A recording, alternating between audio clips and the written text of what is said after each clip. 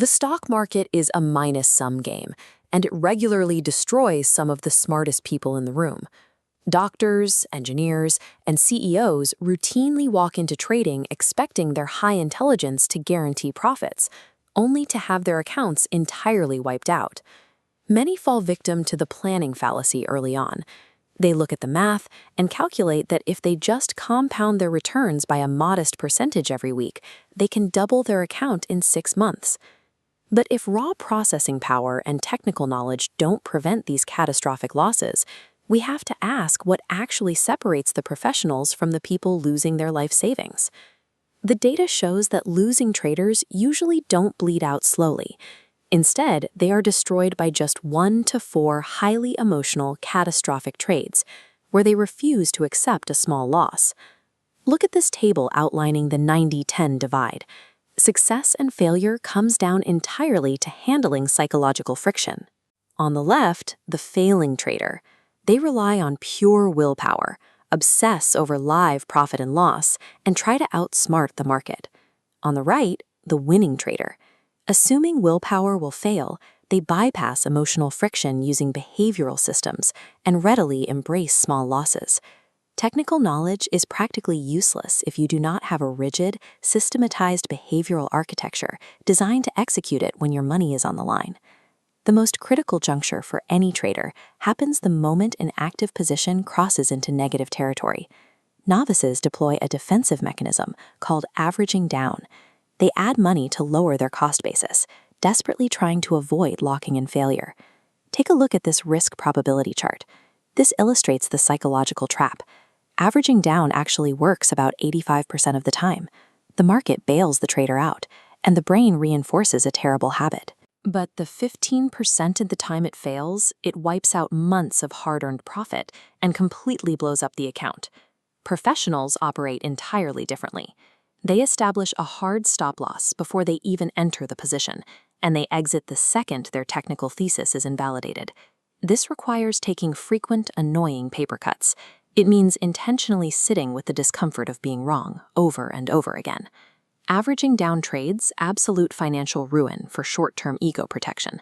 Taking small losses guarantees your survival, so you have capital ready when high-probability setups actually appear. To understand why traders panic mid-trade, we must look at what information they are actually staring at. Amateurs trade with their live profit and loss window open, watching the dollar amount jump and down. Visual feedback triggers intense fear. Shrinking greens cause panic. Growing reds create severe anxiety. To get emotional relief, traders will actively break their own technical strategies. They cut winning trades short for tiny profits and hold losers out of sheer hope. In this tradebook binder, professionals step away from digital noise. They hide the P&L and track expected value. Logging emotions in a physical journal separates your trading system's mechanical refinement from your brain's psychological refinement. Journaling is tedious. It forces you to delay the dopamine hit of looking at daily profits. But doing it consistently transforms erratic, unpredictable behavior into trackable data in just 14 to 30 days. Hiding the P&L and tracking process turns psychology into back-testable data, removing the real-time emotional friction that causes sabotage. When stopped out, most traders feel an immediate, overwhelming urge to execute a revenge trade to win that money back right away. This diagram shows the habit loop. Every destructive habit is governed by this loop. Amateurs rely on willpower, telling themselves they will just try harder next time. But willpower yields a near-zero success rate. When decision fatigue hits, behavioral controls collapse. Professionals engineer habit replacement, building a physical circuit breaker that channels the urge to trade into an act of observation. A proper circuit breaker is a hard rule, like requiring a 10-minute walk and the mandatory review of 2 unrelated chart setups before trading again. This engineered pause feels deeply restrictive.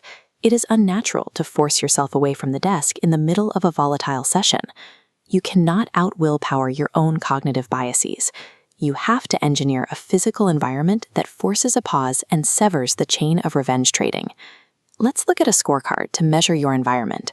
You cannot skip the painful learning curve of trading, and the market will eventually punish unsystematized effort. If you are a novice with under 100 trades, accept that you are currently paying market tuition. Your only priority is survival.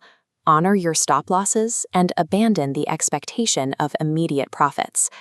If you are an intermediate trader bleeding capital, your edge isn't hiding in a new technical indicator. You need to hide your P&L window and establish external circuit breakers to prevent revenge trading. If you are optimizing for consistency, treat your mind like a quantifiable trading system. Track your emotional data and rigorously manage your off-screen sleep and nutrition. Professional trading is a high-performance athletic endeavor. It requires automated mechanics that operate cleanly through the chaos of adrenaline. Your off-screen discipline and environmental design directly dictate your on-screen financial results. Systematize your behavior, or the market will do it for you.